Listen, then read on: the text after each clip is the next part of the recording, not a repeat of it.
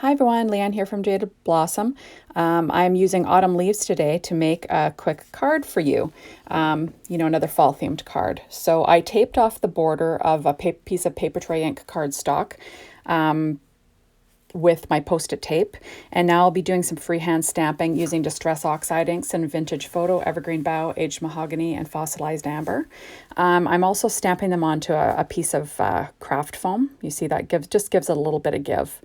I use the Tailored Expressions rectangle matte stencils to sort of line up my Post-it tape so I could have a perfect rectangle. I'm actually stamping right on my card base. So that's an A2 sized vertical card, 4.25 by 5.5 inches. And so I'm just trying to concentrate my stamping so you have a well-defined edge around the edge. I'll be doing some ink blending and other stuff. So I'm just trying to sort of get like a focal image going on my card. So this was really simple to do. Like I always say, not rocket science, super simple, nice and quick for a quick card for fall. I don't know if you hand out fall cards, but I like to send out fall cards here. I'm from Canada and we celebrate Thanksgiving actually in early October. So I tend to send out fall themed cards in and then Thanksgiving cards early October, which is nice. And then that leaves me time for late October. I can still send out my, Halloween cards, because who doesn't love to make some Halloween cards? So now I'm cleaning my stamps with my stamp chamois. That's my Make It My Marco little holder for my stamp towel. So I just wipe them down. That's just with water. And then I actually dry them with a microfiber cloth before I go on and stamp again, because I'm using, the same images, but I'm sort of rotating colors. I just kind of want to get a nice balanced background. So, like I said, not rocket science, nice and simple. I like Distress Oxide inks for stamping because, you get such nice clean images with them. That's the pigment in there. I also like the other properties of it. You can make them oxidize. You can do a lot of fun stuff. You can actually stamp sentiments with oxide inks, which is nice. So I like Distress Oxide inks, and of course they blend like butter too. So you can't beat them for blending. So there we are. I keep on stamping all of my leaves here. I'm just rotating all my colors. At the end, I actually add a little bit more stamping because I thought that the colors weren't balanced enough. But I kind of liked how this one turned out. It was kind of fun to do. So I don't know. Do you guys give out fall cards like I was saying? I love fall colors, and fall's my favorite time of year. So, I gotta love handing out the fall cards. They're just so pretty. And so that's about it really here. Now I've said before, I'm from Thunder Bay, Canada. And, I craft up here in my craft room. And my husband's still working from home most of the time. Even though things are pretty much have opened up in my city. You have to wear a mask, but other than that, things have opened up quite a bit. Still looking at whether schools are going to open here. It looks like they will. My children are adults now, so, they kind of do their own thing. My daughter's in med school, so her school is all in the hospital right now. But, with all the little kids going back to school, I'm sure there's a lot of anxiety for a lot of parents out there. I'm thankful, actually, that my kids are older, because that would be a whole other worry for me. And, my mom's finally getting out a little bit more. She's kind of been hunkered down in her condo, just because I didn't want them, my parents at the time, my dad wasn't well, and I didn't want them both going out, grocery shopping and doing things like that. So my mom is finally starting to venture out a little bit. I think it's good for people to get out because, it's really depressing being in your house all the time. So I'm thankful that we're kind of getting back to a little bit of normalcy here. All right, so you'll notice that I threw in that sort of evergreen bough color again. I actually used those colors for my for the Jaded Blossom Challenge, which is a fall theme this month, sorry. And I really liked the combination of fall colors. I actually kind of pulled them from a pattern piece of paper that I was using to go along with that card. And I loved how it turned out. That evergreen bough in with the fall colors just looks so pretty. So there we are. I'm sort of wrapping up the stamping now. And I really like the look of that. It looks really good. So that's about it, really. I'm just going to be adding some ink blending now. I'm using my Tailored Expressions blending brush, and I'm adding some Vintage Photo just right around the edge of the Post-it tape. I kind of want a really nice defined edge, you know, where it works into the craft cardstock, because I'm kind of doing a one-layer card is my plan. I might add some embellishments, but otherwise it'll be one layer. So you kind of have to, you know, get the drama with just that. So now I'm peeling off my Post-it tape for the reveal. And I liked it, but I noticed that I need a little bit more inking, I think, is what I end up doing here. But there we are. So I'm just going to get everything going. And you'll notice I use purple tape to kind of tape from the back for when I'm applying the you know, my Tailored Expressions rectangle masking stencils. I just find it easier to hold them in place. So now I'm going to be stamping my sentiment on my card using the Happy Fall stamp set. I'm using the stamp Thankful for You, which is perfect for Thanksgiving or a fall card. I'm just lining up my Misty there. You can't live without a Misty.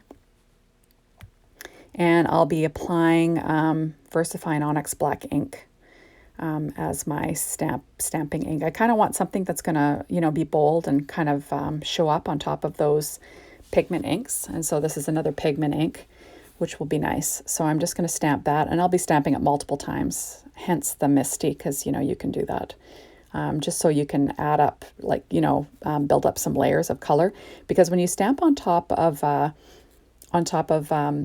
Distress Oxide inks, if they're not completely dry, you can sort of start to see the inks in behind your sentiment. Like, you don't get that solid black sentiment. So that's why I stamp it multiple times, just so I get a nice sharp image. And yeah, like I said, you can't live without the Misty these days. It's perfect for stamping. You know, you can't always get a perfect stamped image, you know, when you freehand stamp. So I don't generally take the risk with my sentiments, because, you know, you don't want your sentiment to be all messed up. That kind of ruins your card. After all the work you did with your stamping, you kind of don't want to mess the sentiment up and ruin your card. So there we are, just applying it numerous times. And then we'll decide what else I'm going to do here once I take it out of the Misty. So sometimes, I don't know about you, but I'll get a card created and I'll be working away and I start to think, what's missing? What's wrong with this picture? What can I add here? So there, you notice that I kind of didn't like how I only had two, you know, areas of leaves with that evergreen bough. So I'm going to add a little tip in one corner there, just so you get like sort of a three. And I'm going to do that with another color of ink also. Just because, you know, you kind of look at it and you're thinking, what else is missing here? I might need to add another color. So then I reapply the Post-it tape, and so I can sort of stamp over the edge of it and stamp right up to the edge and add my extra color. So there we are. I can't even remember what color I'm adding here. I think I'm adding which one? Oh yeah, it's the Aged Mahogany. I'm just going to add a little bit of the oak leaf in that corner. So I'm trying to get like a visual fields of 3.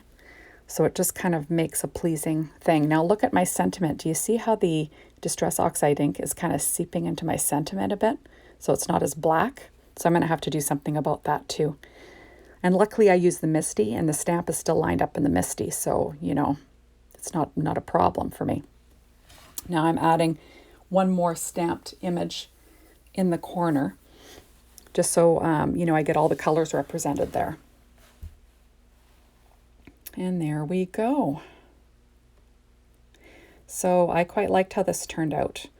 You know, it's kind of pretty when you can get like a new color combo, you know, and it's great to pull your color combos from like pattern paper, because if you like the look of the pattern paper with all the colors that were chosen, generally you're going to like, you know, your color choices. Now I'm going to be applying my anti-static bag over the entire stamping, because, you know, you got to make sure that your ink is all dry, and pigment ink isn't always dry. Like, it takes a long time. So I did heat set this, and now I'm planning on stamping. I'm going to stamp that sentiment one more time with the VersaFine Onyx Black ink, and I'm going to apply Nuvo Fine Detail embossing powder over it in jet black. And you got to be really careful with black embossing powder. You don't want that hanging around in places that you don't want it. Hence the anti-static powder tool. I use my little Nuvo sweeper to kind of sweep away any grains, extra grains of the chalk. And now I'm just going to restamp that sentiment. Oh, got to make sure it's in the corner. You don't want to mess this up now. You got a perfect card going. So now I'm just going to make sure it's in the corner, and then I'm going to add my stamped sentiment again. And once that's done, I'm going to apply my Nuvo Fine Detail embossing powder in jet black. I always use a coffee filter when I'm applying my embossing powder, just to try and make sure that that I catch it all. I don't waste any. You'll see there was some already in the filter because I tested out my card to make sure that it was dry before I started the embossing. It's always good to run a test, because then you could sort of sweep off all of, if it's not dry, you can always sweep off all the embossing powder and start over. So that's what I was doing. So now I'm just going to move everything out of the way, and I'm going to use my Marvy heat tool and melt my embossing powder. And I'm just waiting for my heat tool to heat up. You got to have a nice hot heat tool. And now I'm just melting my embossing powder. You see it's getting shiny, which is what you want. You don't want to overheat it, because then you can like sort of make it dull again. So you kind of want to, make sure everything's melted. And then, that's that. So you'll notice that the card base actually got a little bit warped. So I did run it through my Gemini in a paper folder just to flatten it out before I'm applying my little hearts here. Those little hearts are from Trinity Stamps, and they're chocolate chip clay heart mix. And I'm applying them to my card base using my Studio Katia embellishment wand and glossy accents. And, that's just my preferred thing. So I'm just applying each of the little hearts, sort of in a pleasing pattern. You like groups of 3 or odd numbers, usually straddling the sentiment a bit to draw your eye up if you can. At least that's what I do when I'm adding my little embellishments. So this is a 1-layer card, but I did add some embellishments, so I guess that makes it not a 1-layer card. But, this will be pretty flat for mailing, which is quite nice. So there we are. So I've got those on, and I'm thinking, what is missing? So now I reapplied my rectangle matte stencil from Tailored Expressions, and I'm actually tracing it with my Copic multi-liner. It's a 0.5. And I'm just adding a black line around the edge. I just think it needed something black to ground it. I don't know. And I'm not talented enough to draw my own line without making it wonky. So I just thought I'm going to reapply that masking stencil, and I'll just trace along that, and that'll fix it. So there we are. So now I'm going to remove that, and I think that looks a lot better. But, I can't leave well enough alone. So now I'm going to add a few little dots and squiggles. Now, this usually isn't my thing. I used to have a great design team member that I worked with, Stacy, I think her blog is called Stacy's Crafty Corner. Stacy Hillisham, I think. Anyways, she does this really cute, sketchy design around her cards sometimes, and she can freehand it. I cannot freehand it. I'm not that good at freehanding. So I'm just sort of adding some interest around the edge. Just because I wanted some black on the card. I thought with my black sentiment, it just was too, stark without some sort of, line to anchor the whole design. But there we are. Thank you so much for stopping by, and I hope to see you soon with my next video. See you next time. Bye, everybody.